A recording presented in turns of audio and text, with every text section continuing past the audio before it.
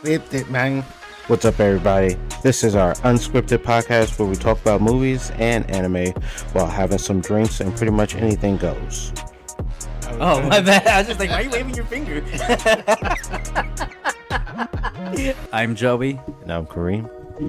So sit back, grab a brew, and join us in this week's episode of Brew Broz. All right, we're recording. So we had some technical difficulties. The one bad thing about having a unscripted podcast Is that shit could happen. So we had an adapter that two microphones can go into, and then we're recording straight to our phone. For whatever reason, Kareem's just did not catch the volume of his voice. I wasn't participating in this podcast so far. So now we're redoing, not necessarily redoing, but We're going to recap what we just saw. So to start off with, we tried early in the evening whiskey sours, Japanese whiskey sours with rosemary and figs. whiskey sours is my go-to wedding beverage of choice. I don't know why I started laughing. So, I mean, the whiskey sour itself, it just tasted like a whiskey sour. I didn't taste too much of the fig. I didn't taste too much of the rosemary, probably because we didn't have fresh rosemary with it. Yeah, and we didn't get rosemary until, like, what was it, the third or fourth one? About that, like the third drink, I want to say, and it didn't infuse properly. So we ended up just having regular whiskey sours with a hint of fig. Big adjace. Did you even get buzzed? Not at all. Yeah, I didn't get buzzed at all either. And so now, to make up for it, we're drinking White Claws. And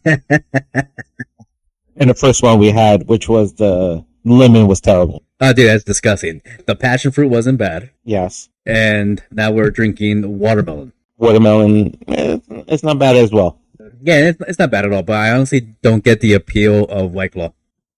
You get your buzz on low calories. You know what's pretty good? It's probably not low calorie, but it's pretty good. I think it's called Surfside. Never heard of it. It's pretty new. It's an iced tea vodka drink. Mm-hmm. I had the Arnold Palmer version of it.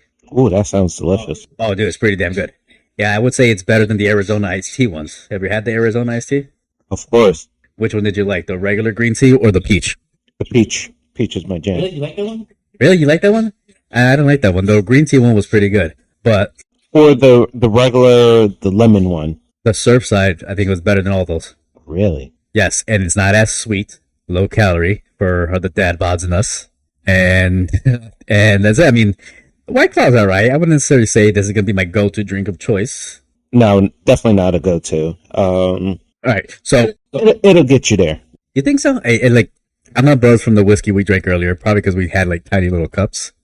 But Yeah, but they were easily taster size cocktails. they were samplers. They're sampler size. They were like there was probably like 4-ounce cups, right? Yeah. So what the episode is actually supposed to be about? We were watching the live action One Piece series on Netflix. So one. And it came out, what was it? This past Thursday, the 31st? When was the 31st? Yeah, the 31st was on Thursday. Okay.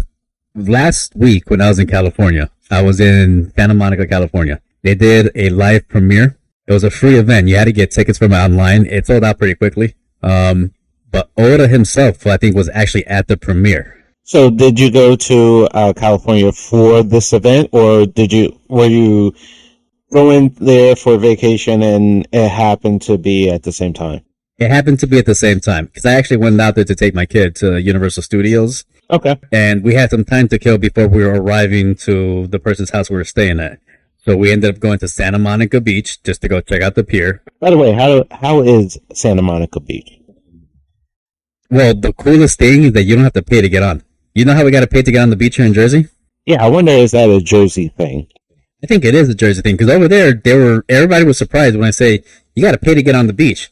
They're like, a public beach? It's like, yeah, a public beach. You pay to get on. You could just walk right on over there. What? The beach was beautiful. I bet.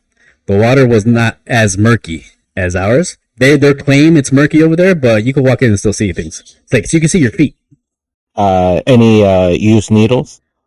Dude, probably. Like, I was close to we were close to the pier, and there was a lot of homeless around us. I was actually kind of nervous walking around the pier area. I had to go under there for whatever reason, because I ended up getting my cell phone stolen. So we were searching around the area. Yeah.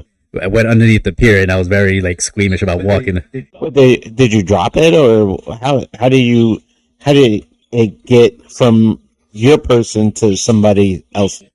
So little man decided to run into the ocean fully clothed, right? Frolicking about. I'm like, oh, this freaking kid. Whatever, he's having fun. The old gallivanting Galvin. So Gavin decided to run into the ocean. Just having fun, had a good time. We had like 2 hours to kill. I'm like, whatever. We'll chill on the beach. He's running, he's having fun. It gets to the point where it's 6 o'clock, we gotta go, right? So I ended up needing to buy a towel from one of the local people on the beach, because there's people walking around, playa, little Mexican, probably part of my family, walking around selling towels and stuff. So I got a towel. I went to go change Gavin underneath the pier, and I had my cell phone inside my sneaker. So as I'm walking somewhere along the lines of changing him and walking off the beach, my phone dropped somewhere. Oh. And I was fortunate enough to find a good Samaritan to help me try to track it down, but it grew feet and started walking around. Next thing you know, it was in the middle of LA. It was about a 2-hour ordeal. But on the pier itself, they had the world premiere of the live One Piece action. They were going to show it there. It was free. Anybody can get onto it, but the tickets were online. It was completely sold out online.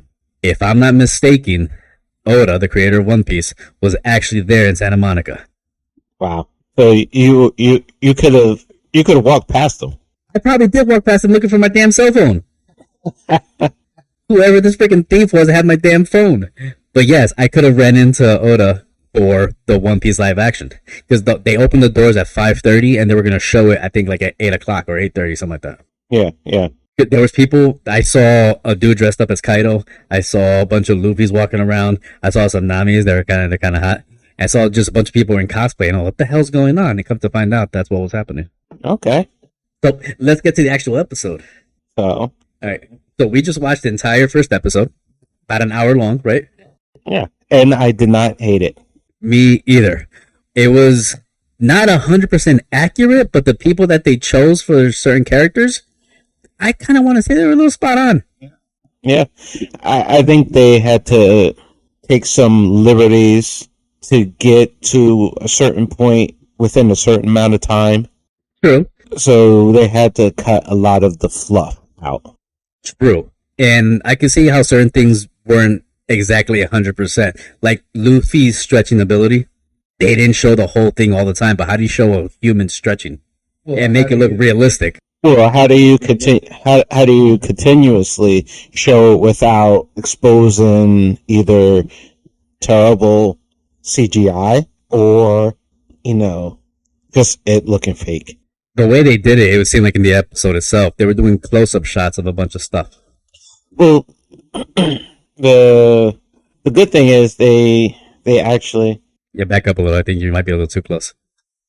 The good thing was they actually used camera angles to appear like it's the stretch effect. I think we're actually recording on both sides, because I could hear my volume. I see my volume going up and yours as well. I'm gonna have to do some editing magic on our phones for this shit. All right, but yeah, going back to the close-up angles. So they use camera tricks to create the effect of the stretching. What do you think of the actor they chose for Luffy? He looked Mexican. In One Piece El Barrio edition. I don't hate it. Yeah, I didn't hate it either. He looked like a Hispanic Luffy. But El Lufio. But I mean, One Piece doesn't really have necessarily races, unless you're a fisherman, and that's about it. Technically they do. Like who? Like, let's say, I'm trying to think. Because what we saw right now, right? Luffy looked Mexican. Zoro looked Japanese. Nami looked ginger, Caucasian. Ish. And Garp was Scottish. Yeah. Goldie Roger, which they showed in the very first couple of scenes. Yasop was black. Caribbean, I want to say. Caribbean, yeah. He looked Caribbean. Usopp is obviously going to be Caribbean looking as well, because Yasop had a yellow fro. And, What was Shanks? Shanks looked British. No, Shanks looked. I don't know. He looked kind of Mexican too. His voice wasn't Mexican. I heard like a British accent. What do you think of the action that they showed? The action was pretty good. I think that they shot the fighting scenes pretty well. Zoro's fight scenes were badass. Zoro's were pretty damn good. And I'm gonna say I don't like who they chose for Nami as the actress, probably because we're used to the cartoon and the way she looks in it. But the way she fought was pretty damn good. Yeah, she came around towards the end of the episode. Wasn't she more in the middle? I'm talking about like she grew on me towards the end. I agree. I completely agree. What about Kobe? Like at first I thought he had blonde hair, and then so Kobe, aka Draco Malfoy Potter. Draco Potter. This dude looked like a combination of Malfoy and Harry Potter fused.